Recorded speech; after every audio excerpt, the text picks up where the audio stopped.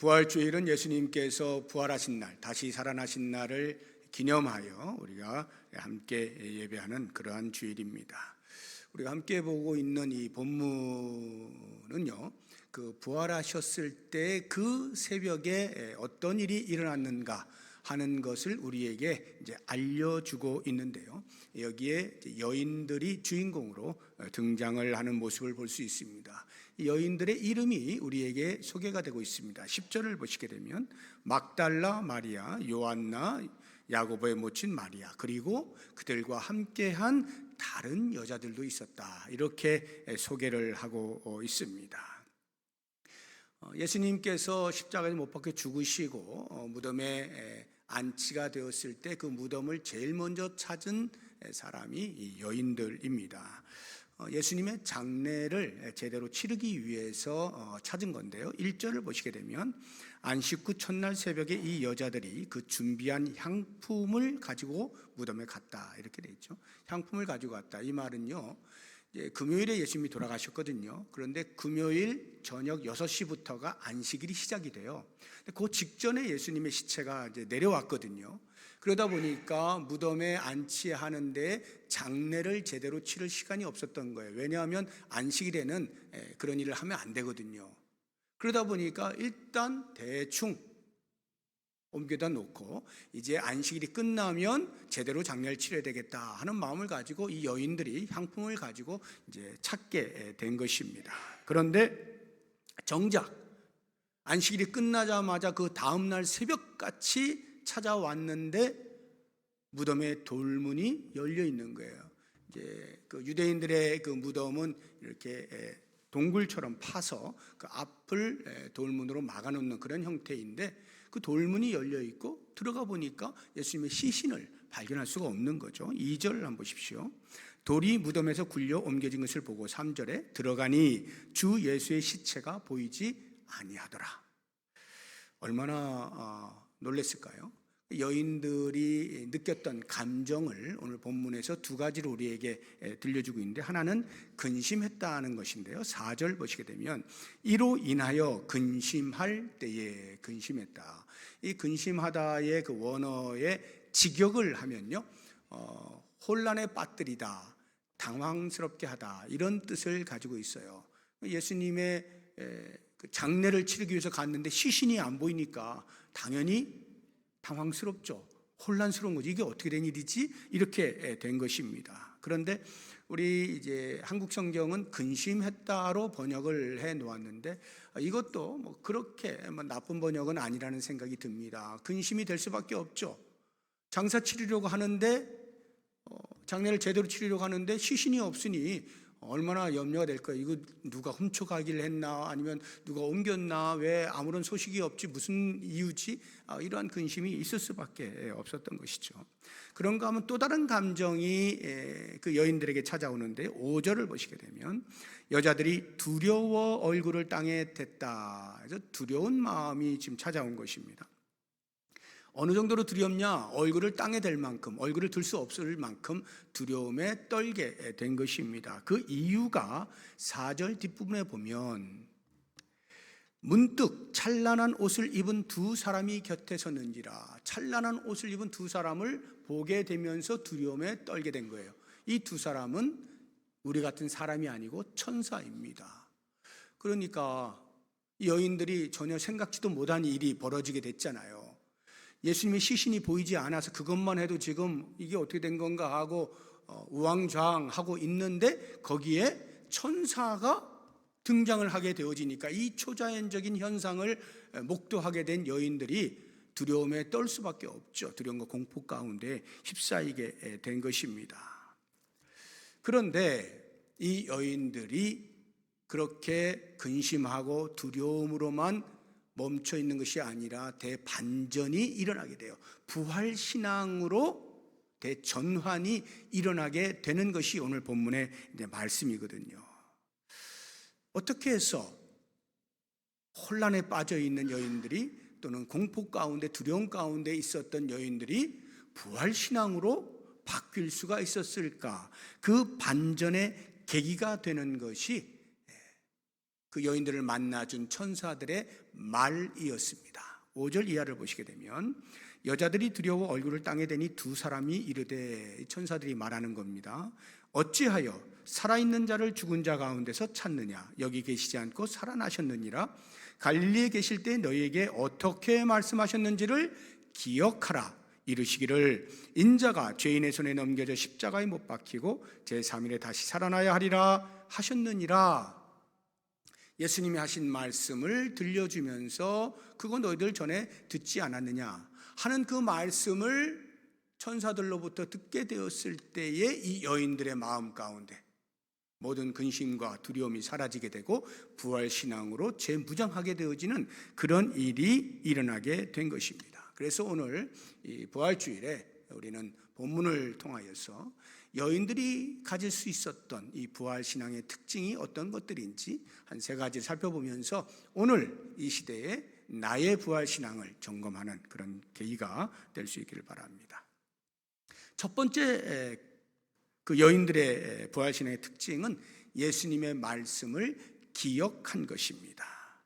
부활신앙의 출발은요, 예수님의 말씀, 예수님의 예언을 기억하는 것으로부터 시작이 됩니다. 8절을 보시게 되면 그들이 예수의 말씀을 기억하고 이렇게 되어 있죠. 여기서 말하는 예수의 말씀은 예수님께서 십자가에서 못 박히시기 전 공생애를 하실 때, 특별히 말년에 함께하던 사람들에게 당신이 얼마 있지 않아서 십자가에서 못 박혀 죽을 것과 그리고 그 이후 3일 만에 다시 살아날 것에 대해서 몇 차례 이야기를 해 주시거든요. 그 내용이 7절에 나오죠. 다시 한번 7절을 보시면 인자가 죄인의 손에 넘겨져 십자가에 못 박히고 제3일에 다시 살아나야 하리라. 이와 같은 예언의 말씀, 아직 일어나지 않았지만 곧 있게 될 거야 하는 말씀을 함께하고 있는 제자들이나 여인들에게 계속해서 몇 차례 말씀을 해 주신 거예요. 그런데 그 당시에는 어느 누구도 그 말을 귀 기울여 듣지 않았어요. 우리가 우이독경이라 그러죠. 소 귀에 경을 읽듯이 한 귀로 듣고 한 귀로 흘려버리곤 했던 것입니다. 왜 그들이 귀 기울여 듣지 않았을까? 2가지 이유가 있어요. 하나는 예수님의 죽으심에 대한 이야기를 들었을 때 그걸 받아들일 수가 없었던 거예요. 그들은 예수님과 함께 생활하다가 이제 나 죽는다 하는 그 말씀, 즉 예수님의 죽음을 맞이하려고 3년 이상을 열심히 예수님을 따라다닌 게 아니죠. 그들이 따라다녔을 때는 예사로운 분이 아님을 알게 되었고, 크게 보면 나라의 그 식민 생활을 하고 있었던 이스라엘을 다시 한번 독립을 시켜주실 그런 위대한 영웅, 지도자, 그래서 거기에 나도 한번 혁명에 동참해서 나라를 되찾아보자, 이런 차원에서 예수님을 따라다닌 거예요. 설령 거기까지는 미치지 못하더라도 최소한 예수님을 따라다니다 보면 지금보다는 훨씬 나은 삶을 살 수 있을 것이라는 기대감을 가지고 예수님을 열심히 따라다닌 거지, 따라다니다 보면 예수님 이제 죽게 돼서 장례 치르게 될 거야, 장례 치르려고 따라다닌 게 아니란 말이에요. 그러니까 예수님께서 나 죽는다 하는 말을 귀 기울여 들을 이유가 없는 거죠. 그냥 그게 무슨 소리야 흘려버리는 거예요. 또 다른 하나의 이유는 다시 살아나신다는 말씀 때문에 그래요. 죽었다가 나 다시 살아날 거야, 그 말씀을 귀 기울여 들을 수가 없죠. 왜? 우리 인간사 이치에 맞지 않는 말이잖아요. 우리가 그런 걸 경험을 해본 적이 있습니까? 상식적으로 받아들일 수가 있습니까? 지식을 통해서 그런 죽은 자가 살아났다는 것을 알기를 합니까? 어떤 경우에도 이치에 맞지 않는 말이다 보니까 예수님께서 나 다시 살아난다 하신 말씀에 대하여서 신중하게 그게 무슨 말씀이지? 하고 들을 겨를이 없는 거, 그냥 흘려보냈다라는 거죠. 그런데 이 여인들이 지금은 어떻습니까? 그 당시에 여인들이 지금 그 당시에 지금이라고 하면은 예수님께 십자가에서 실제로 못 박혀 죽으셨잖아요. 죽으신 것을 그들의 눈으로 봤어요. 그리고 3일이 지나서 이제 장례라도 제대로 치러야지 하고 무덤을 찾았는데 시신이 발견되지 않는 거예요. 시신이 없어요. 그런데 날을 세보니까 금요일에 돌아가셨는데 금요일 지나 토요일 지나 오늘이 주일 새벽이네. 이야, 예수님께서 3일 만에 부활하신다고 했는데, 그와 같은 생각이 미칠 때쯤에 천사들로부터 정확하게 듣게 된 거죠.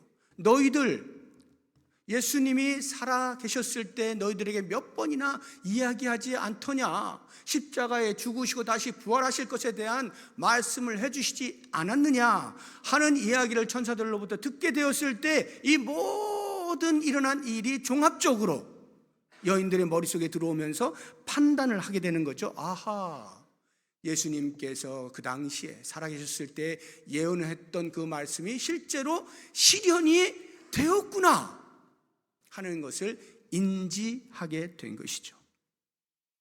예수님의 예언하신 말씀을 기억을 한 것입니다.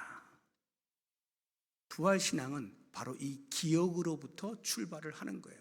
그렇다고 하면 우리들의 부활신앙의 근거는 어디에 있습니까?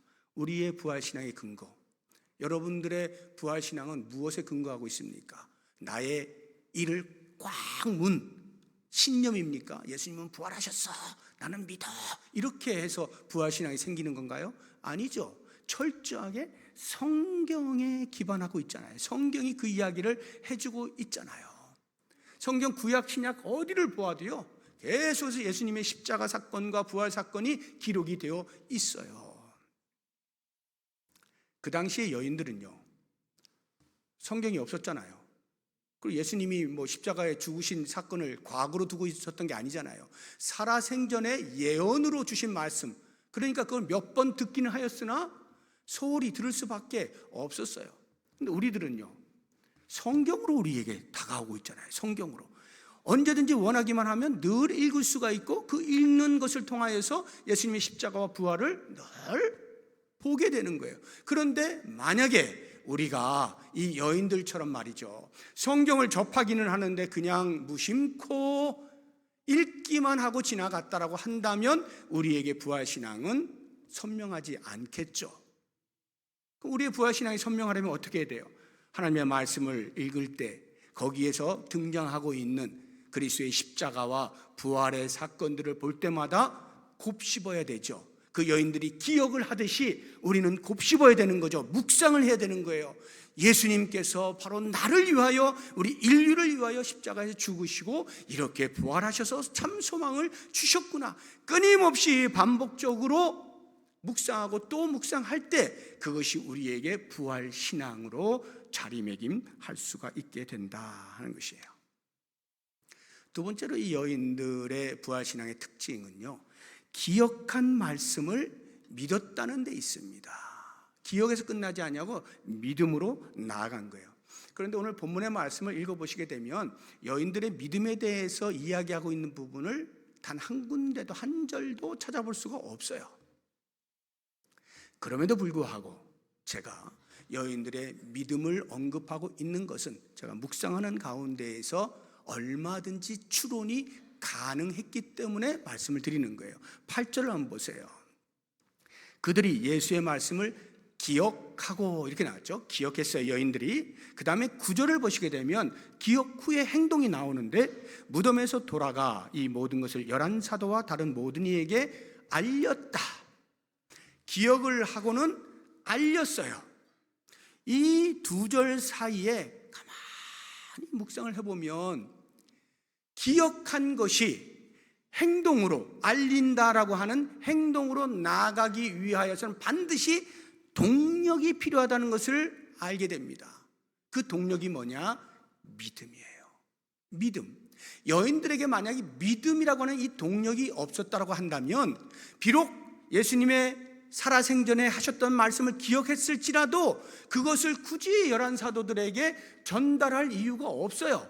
알리러 갈 아무런 이유가 없는 거예요. 기억된 말씀이 그들에게 믿음으로 작용이 되어지니까 이거 보통 일이 아니구나, 사도들에게 빨리 알려야 된다 하는 알림의 행동으로 옮겨지게 된 것이죠. 그래서 우리는 이 행간 사이에, 행간에 나타나고 있는 믿음을 발견할 수가 있어야 하는 것이죠. 이 여인들이 사도들에게 가서 뭘 알렸을까요? 기본적으로는 예수님의 시체가 없어졌어요 라고 하는 것을 알렸다라고 볼 수가 있어요. 그러나 이것은 믿음과는 아무런 상관이 없어요. 믿음의 작용이 된 게 아니에요. 그건 그냥 사실 그대로를 전한 거예요. 그런데 믿음이 작용됐다고 한다면 어떻게 알렸을까? 무엇을 알렸을까? 사도들이요, 우리가 예수님 따라다닐 때 예수님이 이런 말씀 하시지 않았습니까? 우리 다 듣지 않았어요? 근데 그때는 우리가 무심코 흘렸던 그것이 우리가 직접 가서 보니까 실제로 일어났어요. 그들이 본 것, 실제로 일어난 사건에 대하여서 과거에 예수님의 말씀과 더불어서 그 기억한 바를 사도들에게 전달하지 않았겠느냐 하는 거예요. 바로 그와 같은 추론이 가능하다면 거기에는 반드시 믿음이 작용해야 된다 하는 것입니다. 사도들을 보세요. 여인들의 말을 들었는데 어떻게 반응합니까? 11절 보시면 사도들은 그들의 말이 허탄한 듯이 들려 믿지 않았다 이렇게 나오죠. 허탄한 듯이 들렸다는 말의 뜻이 뭐냐면 아이고 미쳤네 미쳤어 이런 말이에요. 미친 소리 하는구나 지금. 제정신이 아니야. 하도 예수님 사랑하는 그런 그 여인들의 그 마음에 이젠 환상을 보았구만 하고는 미친 소리 취급을 했다는 게 이 허탄한 듯이 들려라는 말이에요. 그러니 사도들이 믿을 수가 있어요? 사도들이 믿지 않는 데는요 크게 두 가지 이유가 있죠. 하나는 여인들이 말했기 때문에 믿을 수가 없는 거예요. 왜? 그 당시에 여인들은요 사람 취급을 못 받았거든요. 사회 신분상 무슨 말을 하면 그 말을 듣고 신뢰할 만한 그런 대상이 아니었던 거예요. 천하게 여겼단 말이죠. 그러니까 그 여인들이 한 말 우습게 여기는 거예요. 거기에 한 걸음 더 나아가서 그 전한 내용이 뭐예요? 죽은 자가 살아났다. 죽은 자가 살아났다. 그 말을 하니 그 내용을 보아서도 더더군다나 믿을 수가 없었던 거예요. 그것이 사도들의 태도였어요. 비록 사도들 가운데 베드로는 그 말 듣고 깜짝 놀라서 무덤에 뛰쳐가긴 했습니다만, 그래서 빈 무덤을 발견하긴 했습니다만 놀랐을 뿐 믿었다거나 그래서 다른 사도들에게 전했다거나 하는 말은 전혀 없습니다. 저는 이 여인들이 가질 수 있었던 부활 신앙을 보면서 이런 묵상이 되는 거예요. 이 여인들이 어떻게 해서 이 부활 신앙을 갖게 되었을까 할 때 그 사실을 이제 받아들였단 말이죠. 근데 부활 신앙이라고 하는 것이 믿음이잖아요. 그러니까 부활에는 반드시 믿음이 필요하다는 거예요. 예수님이 부활하신 것을 내가 믿는다라고 표현한단 말이죠. 근데 제가 그걸 묵상하면서 왜 믿어야 될까? 부활을 왜 믿어야 되지? 하는 생각이 자꾸 들더라고요. 무슨 말이냐면 예수님이 부활하셨다는 사실에 대하여서 이미 성경을 통해서 많은 증거가 있어요. 예수님이 시신이 발견되지 않잖아요. 뿐만 아니라 부활하신 예수님이 많은 사람을 만나주시잖아요. 제자들뿐만 아니라 여인들뿐만 아니라 500의 형제들, 야고보, 바울, 수없이 많은 사람들에게 부활하신 주님이 직접 만나주셨거든요. 그것이 역사적 사실로 모두가 부인할 수 없는 그런 기록으로 남아있단 말이죠. 그러면 보세요. 증거가 있고 증인이 있어요. 확실한 증거와 증인이 있어요. 그러면 법정에서는 어떻게 합니까? 그냥 꽝꽝꽝 선포하면 끝이잖아요.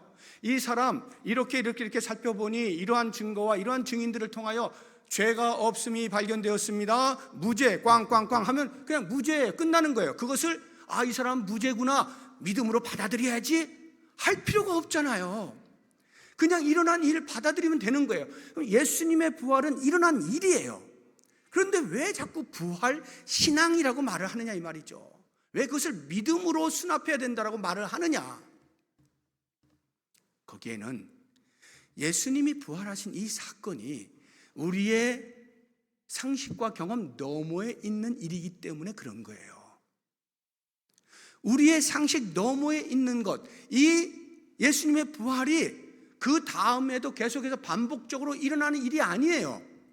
여전히 불가사의한 일이에요. 예수님에게만 일어났던 일이에요. 그러다 보니까 이것은 믿음이 아니면 수납이 안 되는 겁니다. 그냥 땅땅땅 치고 말 일이 아닌 거예요. 고금 이래 오직 한 번 일어난 일이에요. 그러니까 이것이 믿음 아니면 도저히 우리 상식 속으로는 받아들여지지 않는 거거든요. 그래서 믿음으로 수납해야 돼서 부활신앙이라 이렇게 표현을 하는 거예요.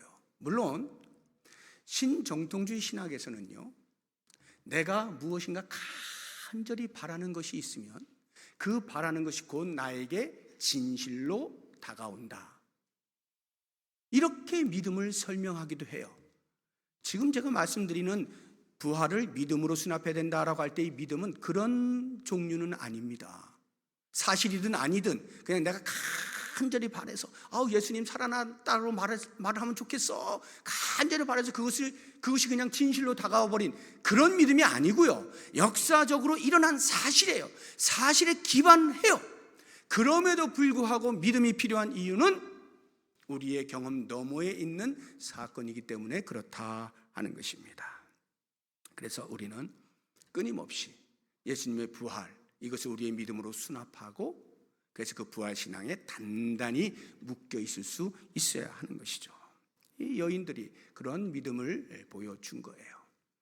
마지막 세 번째로 여인들의 그 부활신앙의 특징을 보게 되면요, 그들이 믿었던 그 내용을 전했다 하는 데 있습니다. 이미 우리가 본 것처럼 9절 다시 한번 보시면, 무덤에서 돌아가 이 모든 것을 11 사도와 다른 모든 이에게 알렸다, 이렇게 나옵니다. 저는 이 여인들의 그 전하는 그 당시에 여인들이 그 상황 속에서 이제 예수님이 안 계시네, 그리고 천사들이 말한 걸 듣고 과거에 예수님이 하신 말씀을 기억하고 그렇구나, 과연 그랬구나 하고는 막 달려가서 11 사도들에게 또는 다른 사람들에게 전하는 그 상황을 묵상을 해볼 때 거기에서 제가 두 가지를 발견하게 되는데, 하나는 아이러니, 또 다른 하나는 패러독스, 이 두 가지를 발견하게 되는데, 아이러니는 모순이라는 말입니다. 모순을 제가 발견하게 됩니다. 어떤 모순이냐, 모순이란 말은 그거 아닌데, 그렇게 되면 안 되는 건데 그렇게 돼버린 거예요. 이게 모순이잖아요. 이 저자인 누가가 지금 여인들과 또 한 주인공인 사도들을 등장을 시켜놓고 이 둘 사이를 대조하여서 우리들에게 보도록 만들어 놓고 있거든요. 사도들, 여러분 이 당시에는요, 사도가 아니라 제자들이 맞는 말입니다.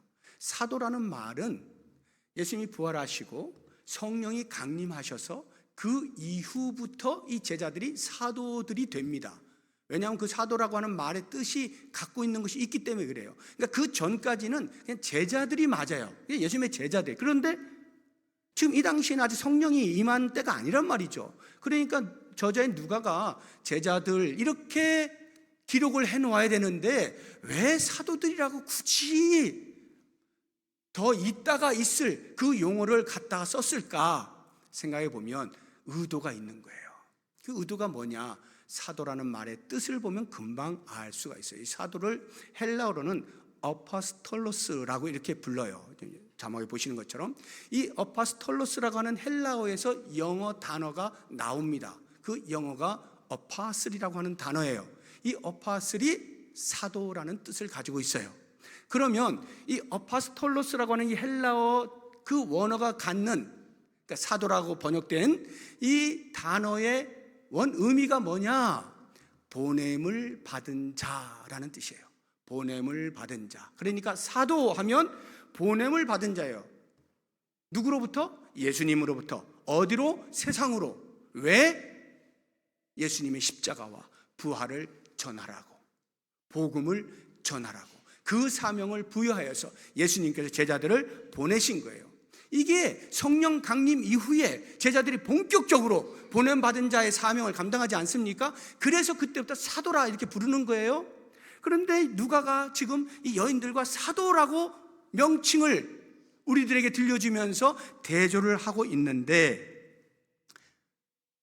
누가 과연 복음을 알고 복음을 믿고 복음을 전할 자이냐 할 때 당연히 사도죠. 사도가 보냄받은 자들이잖아요. 그런데 그 일을 누가 하고 있다고요? 사도들은 못하고 여인들이 하고 있는 거예요. 그 당시에 여인들 어떻다고요? 사회적으로 천한 신분이라고요. 그들이 전해봐야 사람들이 귀 기울여 듣지도 않을 만한, 신뢰받지 못할 만한 그러한 사람들이 지금 전하고 있다고. 이게 모순이란 말이에요. 바로 이 모순을 우리에게 보여주면서 이 저자인 누가가 뭘 요청하고 있는 거예요? 너희들 정신 차려라. 정신 차려라. 부활신앙을 가지고 있느냐? 정신 차려라. 만약 너희들이 전하지 않으면 돌들이 소리 지를 거야. 이 이야기를 좀 하고 있는 거 아닐까요? 모순. 거기에 더하여서 하나를 더 이야기하면 패러독스라 했죠. 패러독스는 역설입니다. 역설이라고 하는 것은요, 일반적으로 인정되고 있는 견해에 반하는 말 또는 설입니다. 이게 역설이에요.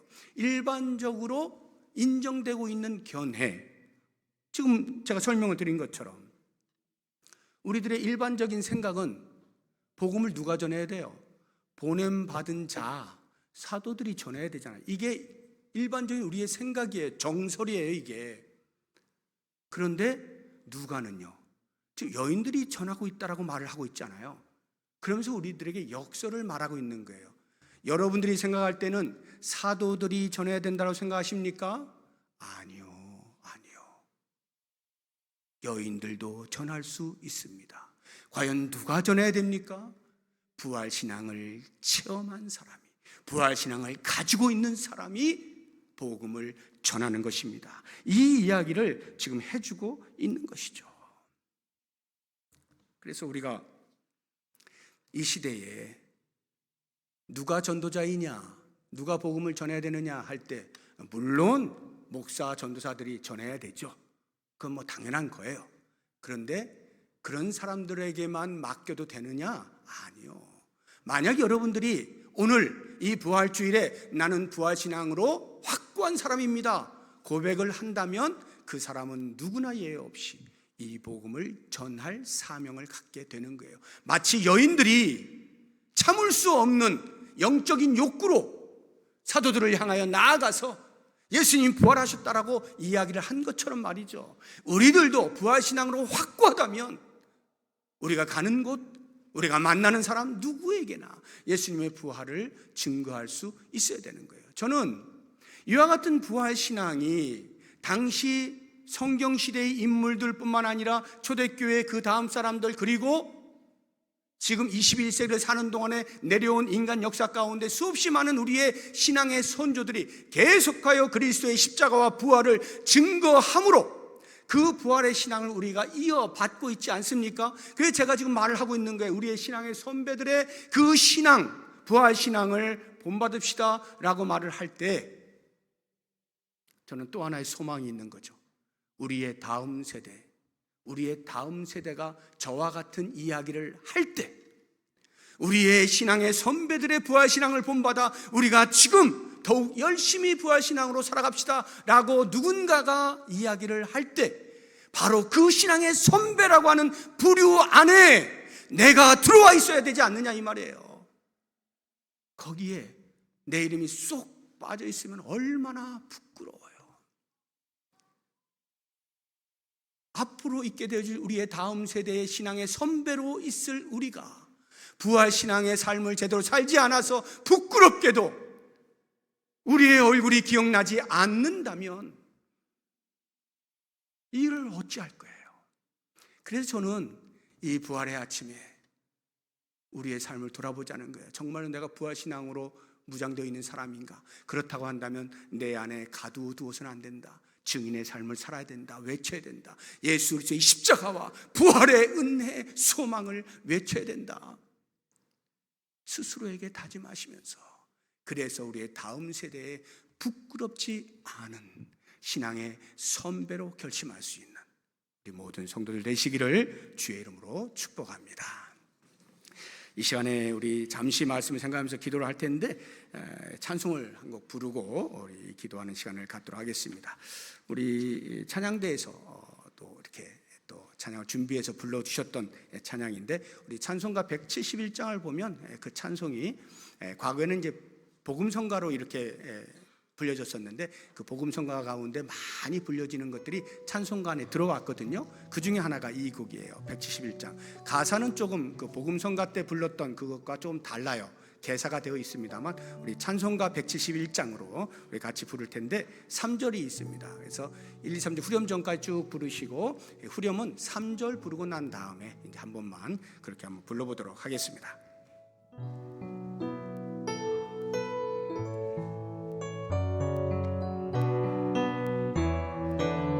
조금 빠르게 부릅니다.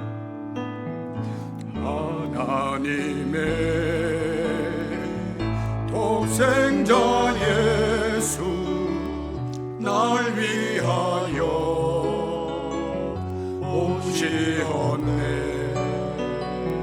내 모든 죄 사시려고 십자가 지셨으나 다시 사셨네. 주 안에서 거듭난 우리 기뻐하며 찬양하리. 가슴 속에 넘치는 확신 우리의 가는 길에 소망 넘치네. 선한 싸움 다 마친 후에 우리 주님 배우리라. 사만번세 땀 흘리시고 주님이 다스리니 영광 넘치네. 살아계신 주 나의 참된 소망 두려움이 사라지네. 사랑의 주내 갈 길 인도하니 내 모든 삶의 기쁨 늘 충만하네.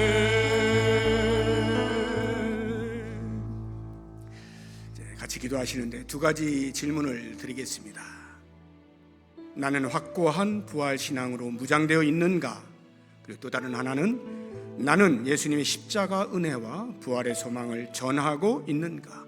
오늘 말씀을 묵상하시면서 이 두 가지 질문에 스스로 답을 찾아보시기 바랍니다. 그리고 함께 기도하면 좋겠습니다. 주여, 우리의 마음에 심긴 예수님의 십자가와 부활에 관한 말씀을 믿음으로 수납하고 확증하여 주님 오시기까지 전하는 전도자의 삶을 잘 살아가게 하소서. 우리 다 같이 한 목소리로 기도하겠습니다.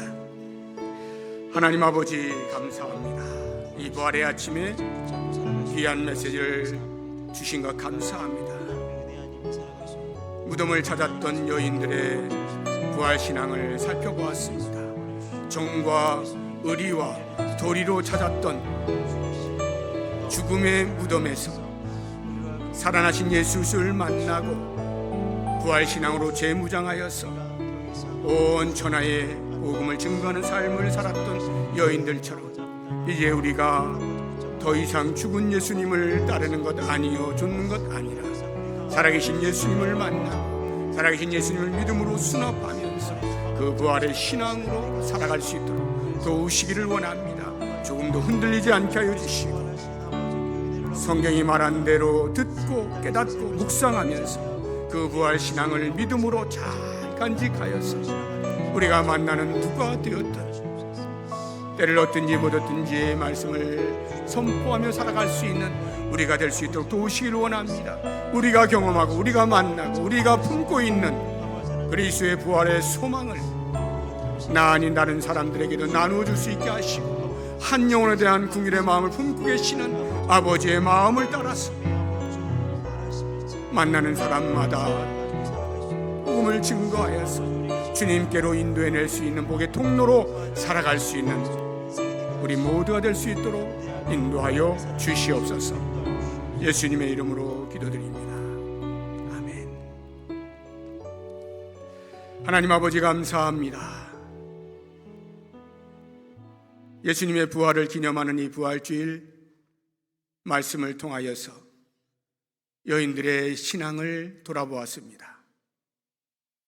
예수님을 따랐던 정과 의리와 도리로 찾았던 그 무덤에서 죽지 않고 부활하신, 죽음에서 부활하신 예수 그리스도를 만남으로 부활신앙을 재무장할 수 있었던 여인들처럼 우리들도 부활하신 주님을 만나고 경험한 대로 생생한 믿음을 간직하고 우리가 만나는 누가 되었든 어디를 향하든 복음을 증거하여 하나님의 마음을 시원케 드릴 수 있는 부활신앙의 사람들 되게 하여 주시옵소서. 예수님의 이름으로 기도드립니다. 아멘. 우리 다 같이 자리에서 일어나셔서 좌우 앞뒤 보시면서